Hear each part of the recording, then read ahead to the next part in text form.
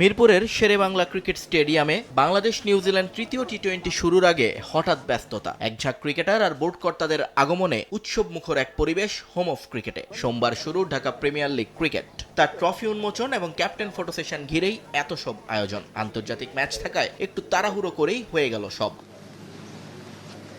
BCB ad hoc কমিটির সদস্যদের সঙ্গে পৃষ্ঠপোষক প্রতিষ্ঠানের কর্মকর্তাদের নিয়ে ফটো সেশনে অংশ নেন ক্যাপ্টেনরা। পরে ডিফেন্ডিং চ্যাম্পিয়ন আবাহনী অধিনায়ক মোসাদ্দেক হোসেন সৈকত নিয়ে আসেন কাঙ্ক্ষিত ট্রফি। 4 মে থেকে রাজধানীর 6 ভেন্যুতে এবার এই ট্রফির জন্যই শুরু হবে ঢাকা প্রিমিয়ার লিগ 2025-26 মৌসুম। 4 তারিখে প্রথম ম্যাচ।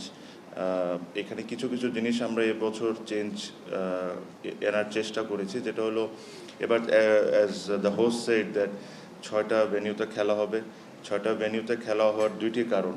একটি কারণ হলো যে আমরা অলমোস্ট প্রবলি 2-3 মাস ডিলেড এই টুর্নামেন্টের।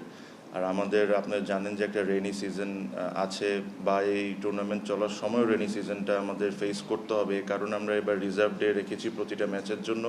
আর 6টা গ্রাউন্ডে ম্যাচ হলে প্রত্যেকটা একটা রাউন্ড এক ম্যাচ করে শেষ হয়ে যাবে। এবারের আসরটা মাঠে গড়ানো নিয়েই ছিল বড় চ্যালেঞ্জ। তাই অনেক কমতি এবং খরচ বেড়ে যাওয়ার পরও টুর্নামেন্ট মাঠে গড়ানোকেই বড় সাফল্য হিসেবে মানছেন অ্যাডহক কমিটি প্রধান। মেইন থিং ইজ মাঠে খেলা ফিরছে, প্লেয়াররা খেলবে, আমরা সবাই খেলা এনজয় করব, আর ফাইন্যান্সিয়ালি প্লেয়ার্সরা বেনিফিট হবে। ডিপিএল এর মাঠে পর্যাপ্ত চিকিৎসা ব্যবস্থা না থাকার অভিযোগ দীর্ঘদিনের। নামকাওয়াস্তে একজন চিকিৎসক এবং একটি অ্যাম্বুলেন্সই ছিল ভরসা, যার ভুক্তভোগী আজকের সভাপতি তামিম ইকবাল নিজেই। এবার তাই একটু ভালো ব্যবস্থা করার চেষ্টা করেছে বোর্ড। সঙ্গে ক্রিকেটারদের ফিটনেসের দিকে খেয়াল রেখে খাবার দেওয়ার সিদ্ধান্তও নিয়েছে বিসিবি। 4টা থেকে 5টা আইসিইউ অ্যাম্বুলেন্সের ব্যবস্থা করা হয়েছে। আমাদের বিসিবির তরফ থেকে প্রত্যেকটা টিমকে লাঞ্চও প্রোভাইড করছি। আমি এটা জানি যে সাডেনলি হঠাৎ করে ওই ভাতের অভ্যাস থেকে গ্রিল চিকেনে নিয়ে আসা ন্যাশনাল টিম প্লেয়ার্স বা যে আন্ডার 19 বলেন বা এই টিমের বলেন, ওনারা হয়তো বা এটাতে ইউজ টু, বাট যারা আমাদের এই ডোমেস্টিক খেলেন তাদেরকে একদম সাডেনলি পুরাটা চেঞ্জ করা দেওয়াটা ডিফিকাল্ট হবে। বাট অ্যাটলিস্ট হেলদিয়ার ওয়েতে কুক হচ্ছে, বা এটার জন্যই আমরা চেষ্টা করব।